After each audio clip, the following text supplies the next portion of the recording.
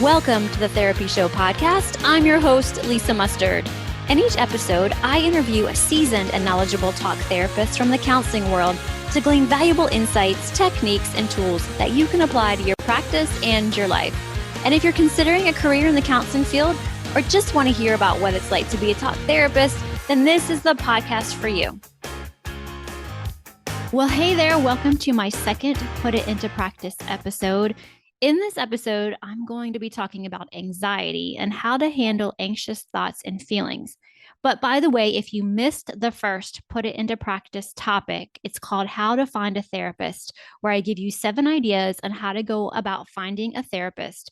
So be sure to check that episode out. I will link it in the show notes, so you can just click on the show notes and head on over and listen to that episode. But before we dive into today's topic, which is on anxiety, I have 2 things to tell you. I decided to split this topic into 2 episodes because there is a lot of information that I want to share with you, and I want to make sure that I cover it really well. And number 2, it's important to stress that these Put It Into Practice episodes, or really any of my podcast episodes, are not meant to take the place of any work you're doing with your therapist or doctor. In fact, please run these ideas by your counselor or doctor before you act on them to make sure that you're ready for them or that you're even a fit, okay?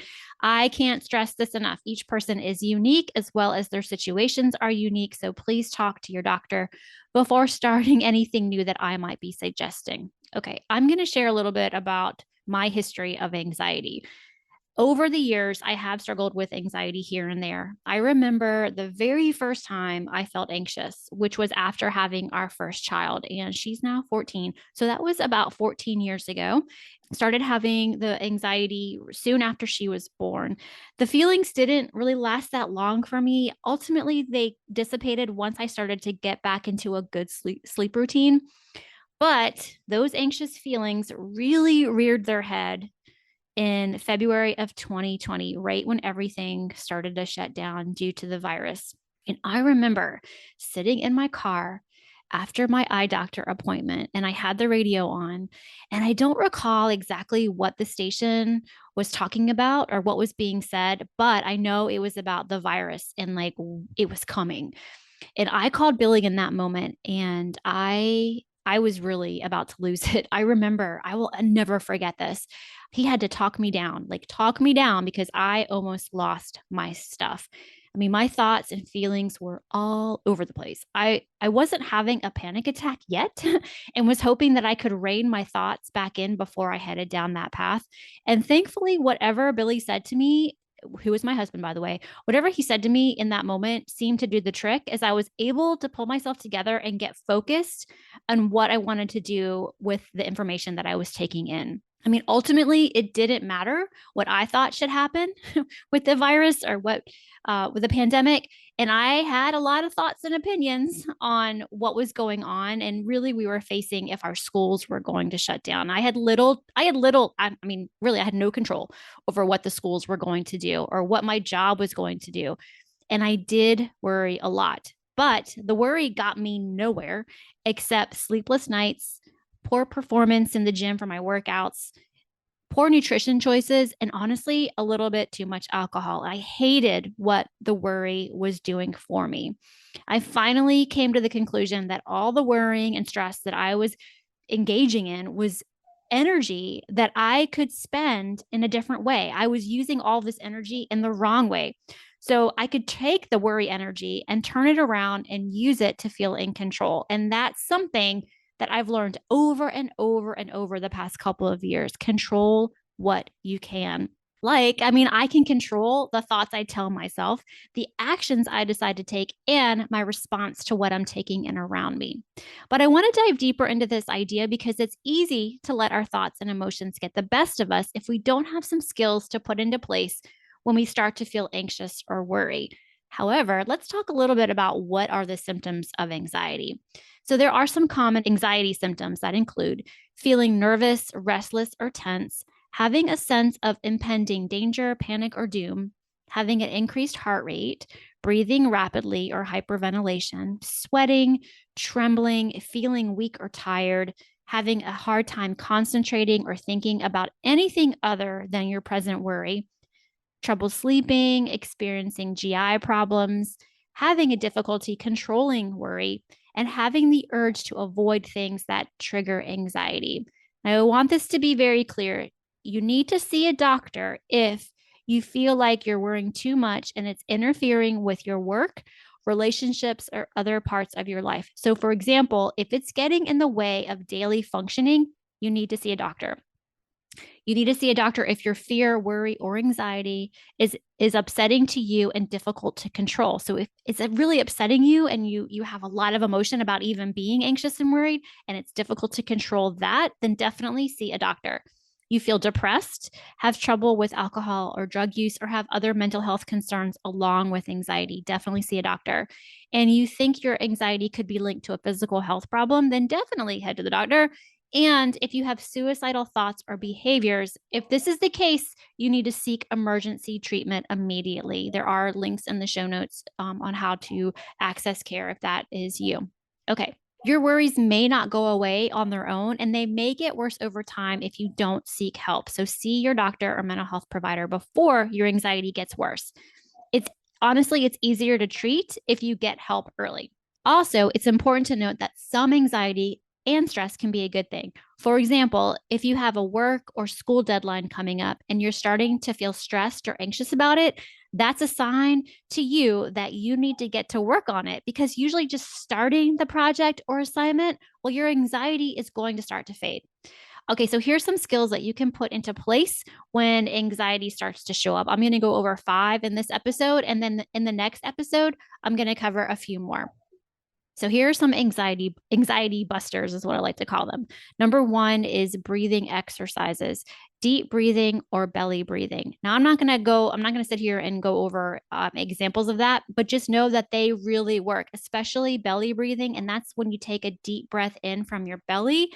Oh, it's like instant calm. But you can Google. I'll put something in the show notes on where you can find more information about how to do the deep breathing or belly breathing.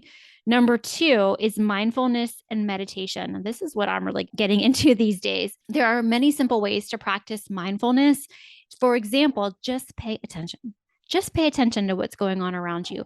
I know it's hard to slow down and notice things in a really busy world, but try to take the time to experience your environment with all of your senses: touch, sound, sight, smell, and taste. For example, when you eat your favorite food, take the time to smell, taste, and truly enjoy it. Another way to be mindful is to live in the moment. Try to intentionally bring an open, accepting, and discerning intention to everything you do. Try to find the joy in simple pleasures. This is such a wonderful technique. When I do this mainly when I go for walks, is that I pay attention to everything going on around me. I'm open to what presents itself on my walk, and I find joy in the simplicity of going out and going for a walk. Another way to practice mindfulness is to accept yourself. Treat yourself the way you would treat a good friend. Really think about that. Think about how you treat your good friends. You need to treat yourself the same way. And like I said, we talked a little bit already about breathing, but focus on your breathing, because when you have negative thoughts, try to sit down, take a deep breath, and close your eyes. Focus on your breath as it moves in and out of your body. Sitting and breathing for even just a minute can help. And visualize calm, visualize peace. You can also try more structured mindfulness exercises. There's body scan meditation. There's like a sitting meditation, walking meditation. There's lots of different meditations out there. And if you just get on the internet and search for meditation, you'll find something. So look for the things that look interesting to you. I actually use an app. Let me find it. It's right here on my phone. I just started using it a couple weeks back. I'm really enjoying it. And it is called let me pull it up. It is called the Mindfulness app. And it gives me a bunch of options for meditation and mindfulness. It's really good. I'll put the link in the show notes if you guys want to check it out. But it gives me like daily mindfulness exercises. I'm able to pick on the focus area. So I have easing anxiety as the one that I'm focusing on. And then it has like lessons and courses on how to be mindful and just talks from people that are in the mindfulness world. It's really cool. Okay. The next one that I want to share with you, number 3, is exercise. So how does exercise help ease anxiety? Okay, well, I mean, number 1, engaging in exercise diverts you from the very thing that you're anxious about. Like you're focusing on doing something else. right? Moving your body decreases muscle tension. It lowering the body's contribution to feeling anxious, which is great because a lot of times you'll feel the anxiety in your muscles, but just moving your body helps to release that energy. Getting your heart rate up changes brain chemistry, increases the availability of important antioxidant neurochemicals, including serotonin, GABA, and BDNF, and the endocannabinoids. Exercise activates the frontal regions of the brain responsible for executive functioning, which helps control the amygdala, our reacting system to real or imagined threats to our survival. And exercising regularly builds up resources that bolster resilience against stormy emotions. I've put that into practice many times. I've said over and over again that strength training and being in the gym really helps lower my feelings of anxiety. It helps me with my resilience. It helps me with when I'm feeling challenged. It helps me know I can do hard things, that I can push through and see it onto the other side. So I highly recommend exercise, even if it's just going for a walk. I think a lot of the times people think it needs to be like this intense, go out and run or hit the gym really hard. No, you can just go out for a 15-minute walk and you're going to feel the effects of just moving your body. Okay, number 4, I love this one, and this one has helped me tremendously. Get off social media. So, getting off social media, the data shows that while many people who use social media a great deal are anxious, when they are not using social media, they turn to social media to reduce this withdrawal anxiety and end up with another form of anxiety produced by engaging with their digital platforms. The implications for the mental health of this double anxiety whammy are clear, and the research even suggests that some people turn to alcohol to reduce their stress levels while they are posting on social media. And I'll put the link in the show notes to where I got this information from. But just go ahead and unfollow the accounts that make you feel down about yourself, increase your worry and anxiety, or make you feel mad, overwhelmed, etc. I mean, you may think that you'll be missing out, but the only thing that you'll be missing out on will be those anxious thoughts and feelings. Trust me, I recently did a big purge, delete, unfollow of many accounts, and I've limited the amount of time I spend on social media, and I feel so much better. And it's kind of one of those things that's weird. It's like you get on social media to kind of feel better, to kind of like, to maybe take your mind off of your anxiety. But what I found was the accounts that I was following seemed to tick my anxiety back up. So I finally was like, what am I doing this? I think that's the double whammy that was being referred to. Like I totally understand that feeling. So I just decided to stop following certain people and limit my time, and I feel so much better. But I do like to learn on social media. I do like to connect with new ideas. So what did I do instead? I start to follow uplifting and inspiring accounts, such as one which is my favorite. It's called After School, and that's school with the SKOOL. I really like After School, and the guy who has created After School, his name is Mark, and this is just off their website. He has searched far and wide to find the most interesting content and deliver these insights in the most engaging ways possible. The goal is to enhance profound ideas through art. And so he does artwork on a whiteboard that's usually he's timing it to somebody's inspirational or educational talk. It's really cool. I'll put the link to After School in the show notes. You can see their videos on YouTube. Just search for After School, and he covers a ton of topics: philosophy, science, happiness, history, health. My personal favorites are the videos where he shares the work of Alan Watts, David Foster Wallace, as well as Eckhart Tolle, plus many more. I've also started to listen to podcasts on topics that are new to me, like mindfulness. I love comedy, business podcasts. I also like the Huberman Lab. He's a scientist who covers a large range of topics, and he does a deep dive into topics. I mean, it almost feels like you're in a graduate school level class. Okay, so we covered the big one, I think, is social media. That was a big one for me. Another one, the last one I'm going to share with you on this episode is socializing with friends and family. Friendships can have a major impact on your health and well-being. But it's not always easy to develop or maintain friendships in this day and age, or really any time, I guess. But you need to understand the importance of social connection in your life and what you can do to develop and nurture lasting friendships. There's so many benefits of friendships. Good friends are good for your health. Friends help you celebrate good times and provide support during those bad times. They help prevent isolation and loneliness and give you a chance to offer needed companionship. Friends can also increase your sense of belonging and purpose, boost your happiness and reduce your stress, improve your self confidence and self worth, help you cope with traumas, encourage you to change or avoid unhealthy lifestyle habits. Such as excessive drinking or lack of exercise. And friends really do play a significant role in promoting your overall health because adults with strong social connections have a reduced risk of many significant health problems. In fact, studies have shown that older adults who have meaningful relationships and social support are likely to live longer than their peers with fewer connections. I know it can be hard to make friends as adults. I really do, or to keep up with existing friendships. And they can take a backseat to other priorities, such as work, or if you have kids, or even aging parents. And maybe you've grown apart from some of your friends due to changes in your lives or interests. Or maybe you've moved to a new community and haven't found a way to meet new people. But it's really important that whatever your life situation, it is important to develop and maintain good friendships. But it does take effort. Okay, so how many friends should you have? Well, quality counts more than quantity.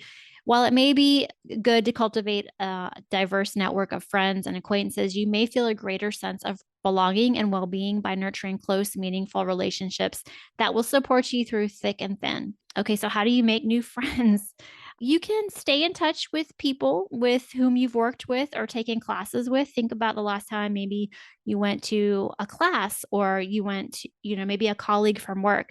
Reconnect with old friends. I mean, if social media is used for one good thing, it is definitely a way to reconnect with old friends. I know I've reconnected with some friends through social media channels, and that's been really, really nice. Reach out to people that you've enjoyed chatting with at social gatherings. Introduce yourself to your neighbors. I have some incredible neighbors, and they recently have moved into our neighborhood, and I'm so glad they did. They're just great people, and I've made friends with them. If those suggestions are hard to meet new people who might become your friends, you're going to have to go to places where others are hanging out and gathered. And don't limit yourself to just one way of doing that, a strategy for meeting people. The broader your efforts, the greater your likelihood of success. And persistence really matters. You have to take initiative rather than waiting for invitations to come your way, and just keep trying. And you may need to suggest plans a few times before you can tell if the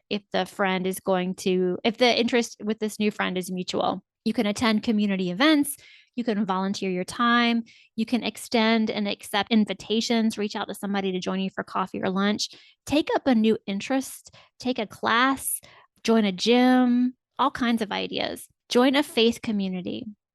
That's a great one right there.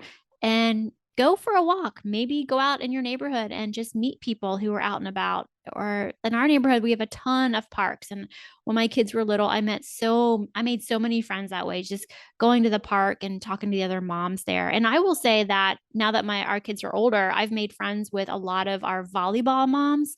And I really look forward to going to watch our girls practice because I love watching them practice, but I also just love connecting with the parents who are there and supporting their daughters in playing volleyball. I've made some incredible friends through volleyball. But above all, stay positive. You may not become friends with everyone you meet, but maintaining a friendly attitude and a positive demeanor can really help you improve relationships in your life. And it also may sow the seeds of friendships with new acquaintances. So I know, just stay positive, stay open to new ideas, to new possibilities, and those things will present themselves. They will, but you have to keep trying and you have to keep persevering. So I know I mentioned this already, but after I kind of put all this together, I realized I wanted to do a part 2 because there are so many different coping skills and ways that you can handle anxiety. So be sure to subscribe to my podcast, The Therapy Show with Lisa Mustard, on Apple, Spotify, wherever you get your podcasts, so you don't miss out on part 2 of anxiety tips. Okay. And don't forget, go to the show notes and you'll see some resources from my last episode on how to find a therapist. And you'll also see some resources that I mentioned. You'll also see some resources that I mentioned in this episode. And I hope you guys found this helpful. I would love it if you were open to it, if you wanted to give me a rating and review on your podcast player of choice. And if you found this valuable and helpful, please share it with your friends or family that might need this information. I really appreciate you guys being here. Also, if you have a topic you'd like me to cover, feel free to message me on Instagram, or you can send me an email at lisa@lisamustard.com.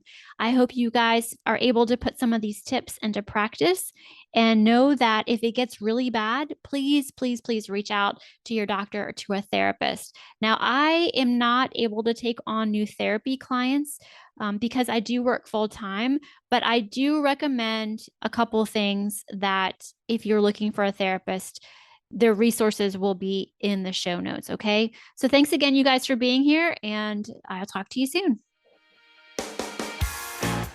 Hey guys, before we end this episode, if you are liking my content, if you're liking my podcast, be sure to go over and leave me a 5-star review on the podcast platform of your choice.